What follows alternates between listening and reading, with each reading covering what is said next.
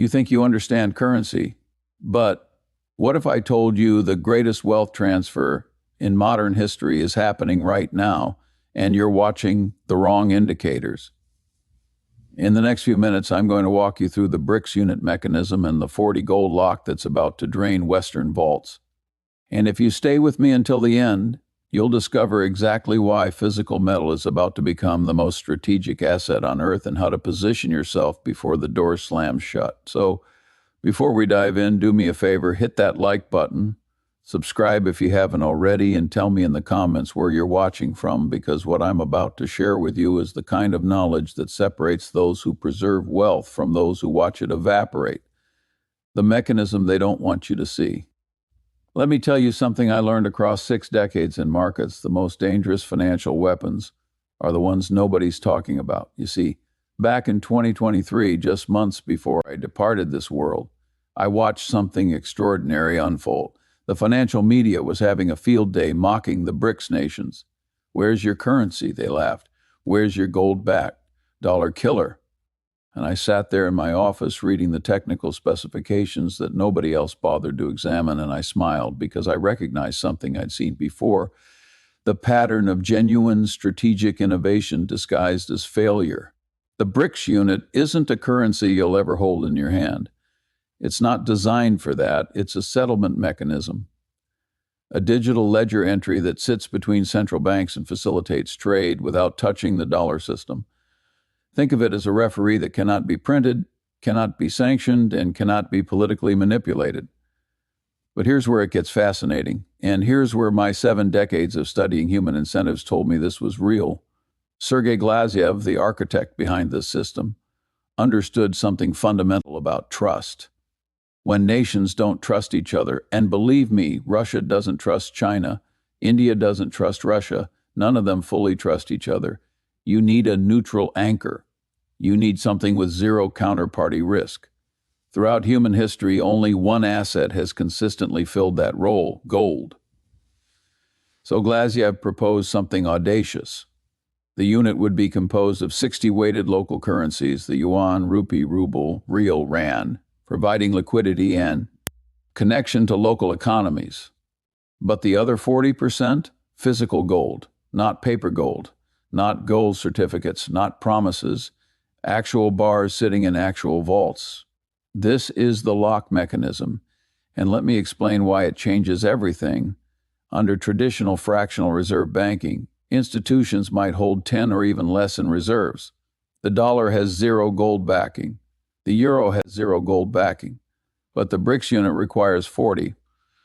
Why such a high percentage? Because without it, the system collapses at first stress. India won't accept digital tokens from China unless those tokens are anchored to something real. Russia won't ship oil for digital entries unless there's gold in the vault backing those entries. Now here's the mechanism that should terrify every bullion bank in London. And I mean literally keep them awake at night. To mint units, member nations must deposit collateral. They must lock the gold. If China wants to create 1 billion units to facilitate trade, they must deposit $400 million worth of physical gold into the central clearing facility. That gold doesn't get traded, it doesn't get leased, it doesn't participate in the paper games we've been playing in the West for 50 years. It goes into the vault and stays there, removed from global circulation permanently. Do you see what this creates? It creates a permanent, non-sellable bid for physical metal. Every time trade volume increases, every time another oil shipment moves on this rail, more gold must be purchased and locked away. The demand is mathematical, automatic, and irreversible. This isn't speculation, this is infrastructure. Gold becomes the electricity that runs the trade network. No gold, no units. No units, no trade. When I calculated the implications, and I've spent my entire adult life calculating, I realized we're looking at something that makes the 1970s gold crisis look like a warm-up act. Let's do the math together, because numbers don't lie, and I built my entire reputation on following numbers to uncomfortable conclusions. The intra-BRICS trade volume is approximately $500 billion annually as of 2023. Now let's be conservative. Let's assume only 50 moves onto the unit settlement system in year 1. That's $250 billion in transaction demand. Apply the 40% rule. $100 billion must be locked in physical gold. At $2,600 per ounce, the price when I last checked before my passing, that's roughly 38 million ounces.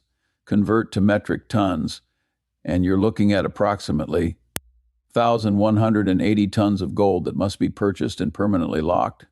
Let me put that in perspective. Global annual mining production is about 3,000 tons. This one mechanism would instantly absorb nearly 40% of the planet's entire annual supply. But here's where it gets worse for the Western system. Go look at the COMEX registered vaults right now. They typically hold 10 to 15 million ounces available for delivery. The unit needs 38 million ounces. The entire New York delivery system has less than half of what's required for just the first year of partial implementation. This isn't a squeeze, this is a black hole opening in the center of the paper gold market. Where will they get the metal? They'll drain London, they'll drain Switzerland, they'll drain every available source. And when that physical float disappears, the price discovery mechanism, the system that's determined gold prices for decades, simply breaks. The paper price says one thing, but the physical price, well, the physical price does what physical prices always do. When supply vanishes, it goes vertical. But you might be sitting there thinking, Charlie, this sounds dramatic, but these nations barely trust each other. Won't this fall apart? And that's exactly the wrong question. The lack of trust isn't the weakness, it's the strength. The 40% gold lock exists precisely because they don't trust each other. The gold is the trust. Remove the gold and the system collapses. Therefore, the gold stays locked. It's game theory at its finest, and it creates the most reliable bid for physical metal the world has ever seen. The oil-gold loop that destroys dollar dominance. Now let me show you something even more profound. Something that took me years of thinking about incentive structures to fully appreciate. The unit doesn't just create demand for gold. It creates a self-reinforcing loop that mathematically links gold to oil, the two most strategic commodities on Earth. This is what I call the Glazyev loop, and once you understand it, you'll never look at energy markets the same way again. For 50 years, the world ran on the petrodollar. You sell oil, you receive dollars, you recycle those dollars into U.S. treasuries. The American government borrows at artificially low rates because the entire world needs dollars to buy energy. That cycle, that magnificent self-perpetuating cycle, made America the financial center of the world. But that cycle is now broken, and here's exactly how the unit breaks it. Russia sells oil to China. China pays in units. The unit is anchored 40% to gold. Therefore, Russia is effectively selling oil for gold. The dollar is completely bypassed, but it goes further. It creates an arbitrage mechanism that forces the gold price upward. Follow the logic. If oil prices rise, BRICS nations need to mint more units to pay for energy. To mint more units, they must buy more gold. Higher oil prices automatically trigger higher gold buying. The two most strategic resources on the planet become mathematically linked in a self-reinforcing spiral. This is the nightmare scenario for the Federal Reserve that nobody's discussing. The Fed can print dollars to suppress bond yields. They can print dollars to bail out banks. But they cannot print gold to settle BRICS trade. Every barrel of oil moved on this rail is a nail in the coffin of dollar hegemony. And here's what keeps me fascinated even in retirement. The Fed is trapped in a perfect checkmate position. If they lower rates, they weaken the dollar and strengthen gold, which accelerates the unit. If they raise rates, they break the U.S. banking system and force more nations to flee toward the unit. There's no escape move. This triggers what economists call Gresham's law. Bad money drives out good. But in this case, it's operating in the vaults, not the streets. Good money, gold, flows into BRICS central banks to back the unit. Does it ever come out? No. Why would Russia or China ever sell the gold back? They trade the units among themselves. The gold sits in the vault as the permanent trust anchor. It's the foundation, not the currency. Meanwhile, the West continues playing the paper game. We're leasing gold, we're rehypothecating it, we're selling paper contracts. Leveraged 100 to 1. We're selling the good money, gold, to buy the bad money, fiat currency and debt. The East is doing the exact opposite. They're selling the bad money, their exports, their manufactured goods, to accumulate the good money, physical gold. This flow is accelerating, and the launch of the unit is the moment the valve opens fully. Now, are you worried that you've missed your window? Are you thinking, Charlie, if this is all true, surely the smart money already moved? Let me address that fear directly, because I've watched markets long enough to know when opportunity is still available and when it's gone. Right now, today, we're in the calm before the storm. The prices you see, $2,600 gold, perhaps $30 silver, these are prices from the old world. These are prices that exist because most market participants are still watching the wrong indicators. They're watching the Fed, they're watching interest rates, they're watching stock indices. They're not watching the structural revolution happening in trade settlement between nations that represent 45% of the global population. The 40% lock ensures that every percentage point of GDP growth in the BRICS economies translates directly into physical scarcity in Western markets. As these economies grow, as their trade volume expands, the gold must follow. It's mathematical. It's inevitable. And unlike speculation or momentum trading, this bid is permanent. Once the gold locks, it doesn't come back out. The supply shrinks irreversibly while demand grows automatically. But let me tell you about the asset that hardly anyone's connecting to this story, an asset that I believe will actually outperform gold in this exact scenario. While central banks lock up gold as their shield, there's another metal that serves as the sword, the weapon that powers the actual industrial economy these nations are building. I'm talking about silver. The silver sword, the industrial monetary pinch. You're looking at your silver position and asking, Charlie, that's wonderful for gold, but silver isn't in the 40 basket. Did they leave us behind? If you think that, you're missing the most brilliant part of the trap. Gold is the shield. It protects reserves, it protects savings, it anchors trust. But silver? Silver is the sword. Look at who's building this system. The BRICS nations aren't service economies selling insurance and derivatives. They manufacture actual things. China produces 80% of the world's solar panels. India manufactures electronics and pharmaceuticals. Russia manufactures energy infrastructure and defense systems. And what's the one metal absolutely required to build all of these things? Not gold. You don't put gold in solar panels or circuit boards. It's silver. Silver is the most conductive, most reflective, most industrially critical metal on Earth. This creates what I call the industrial monetary pinch. And it's a concept I don't think the Western financial establishment has fully grasped. As the unit system succeeds, BRICS economies grow. They trade more oil, build more factories, export more goods. To produce those exports, they need massive amounts of silver, but simultaneously, they're using their surplus capital to lock up gold. This creates a double squeeze on Western metal markets. On one hand, they're draining COMEX of gold to back their currency. On the other hand, they're draining COMEX of silver to build the products that earn the currency. Let's examine the gold to silver ratio, currently sitting around 88 to 1. That means it takes 88 ounces of silver to buy 1 ounce of gold. This is an artificial ratio maintained by paper markets to make silver appear cheap and abundant. But what happens when gold is repriced by the unit? If gold jumps to $3,000 or $4,000 because of the 40 lock, do you honestly think silver stays at $30? Do you think the ratio stretches to 150 to 1? Geologically impossible. Silver comes out of the ground at roughly 8% compared to gold. Historically, the monetary ratio is 15%. If gold reaches $3,000 and the ratio simply returns to historical averages, silver hits $200. But the unit accelerates this because BRICS nations understand that a high gold price makes their currency strong, while a low silver price makes their industrial production cheap. For years, they were content to let the West suppress silver. It allowed China to buy cheap silver for cheap solar panels.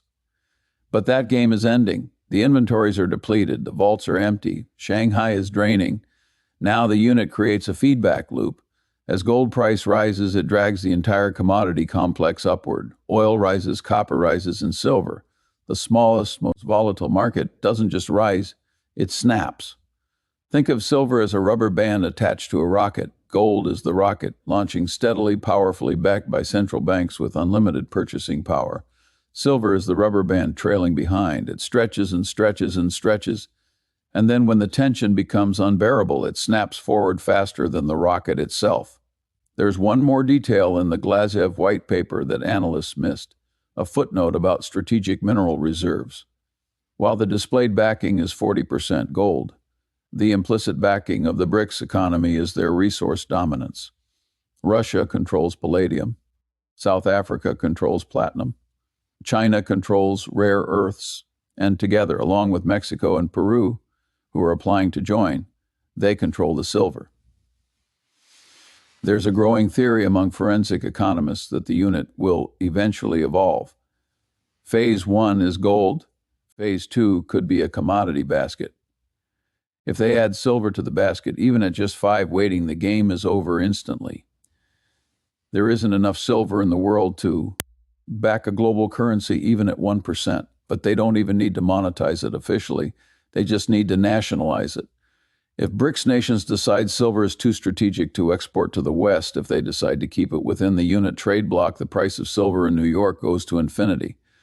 Because you cannot print conductivity. You cannot legislate electrical efficiency. You cannot sanction the laws of physics. This is the trap the West walked into. They think they can fight the unit by manipulating the dollar index. They think sanctions will work. But they're fighting a financial war against a resource colossus. The checkmate is complete, and silver is the piece on the board the West forgot to guard. They sold all their silver in the 1990s and 2000s. They emptied strategic stockpiles. Now they stand naked while the East holds both the gold shield and the silver sword. Are you thinking, this sounds catastrophic for the West, but when? Is this a 10-year plan? A 2030 vision? Let me give you the timeline, because timing is everything in markets. And I've learned that the hardest. Money is made by those who understand not just what will happen, but when. The specific geopolitical window opens in early 2026, in my estimation, based on debt cycle analysis. In March 2026, the United States Treasury hits what analysts call the debt wall. Trillions of dollars of short-term debt issued during various crises come due and must be refinanced. The Federal Reserve faces an impossible choice: print trillions to absorb that debt, triggering inflation, or let interest rates explode, triggering default. The BRICS technocrats know this. Glazyev knows this. They're waiting for maximum vulnerability to flip the switch. When the U.S. Treasury is begging the world to buy its debt in March 2026, BRICS nations will likely announce they're no longer settling trade in treasuries. They'll announce the unit is live and the vacuum cleaner turns on. But the specific signal, the event that tells you the system has officially changed, will come from Riyadh. Watch Saudi Arabia. For 50 years, the deal was simple. America provides security, Saudis price oil in dollars. That deal is ending. The trigger event will be a formal announcement from Saudi Aramco. They won't say we're banning the dollar. That's too aggressive. They'll say something subtle, effective immediately. We accept the BRICS unit for all energy shipments eastward. The news anchors will gloss over it, but you'll know better. You'll know that the moment that announcement is made, the Glazyev loop is active. Oil is priced in gold. The 40 lock engages. And the drain on Western vaults begins in earnest. So what do?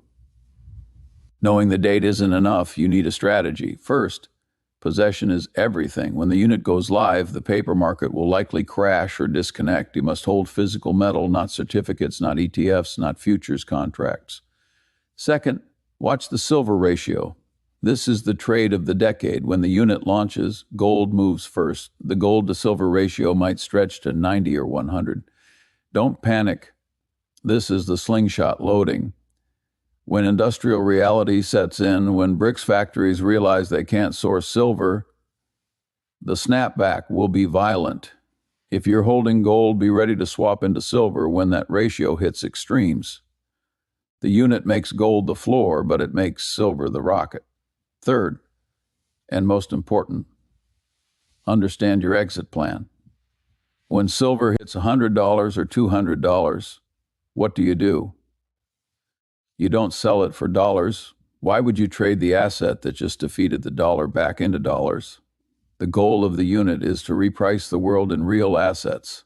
When you exit your position, you move into land, production, energy infrastructure. You move from one hard asset to another. You never touch fiat currency again except to pay taxes. That's how generational wealth is preserved during currency resets. Ladies and gentlemen, I've spent my entire life studying human incentives, market mechanisms, and the patterns of how systems fail and succeed. The white paper has been written. A code has been audited. The 40 lock is not a theory. It's a mathematical mechanism pointed directly at dollar hegemony. The West is distracted, talking about interest rates and stock markets, rearranging deck chairs on the Titanic. Meanwhile, the East is building the lifeboat, and the admission ticket is physical gold and silver. You have a very short window. We're in the calm before the storm. The prices you see today, $2,600 gold, $30 silver, are gifts. They're prices from the old world, the dying world. Soon we'll be living in the world of the unit, where money is defined by weight, not by faith. The vacuum cleaner is plugged in, the hand is hovering over the switch, and once it turns on, the metal isn't coming back. Don't be the person telling your grandchildren you watched the reset happen. Be the person who prepared for it. This is Charlie Munger, and I'm telling you, the 40 lock is engaging. The greatest wealth transfer in modern history is underway. Position yourself accordingly. Class dismissed.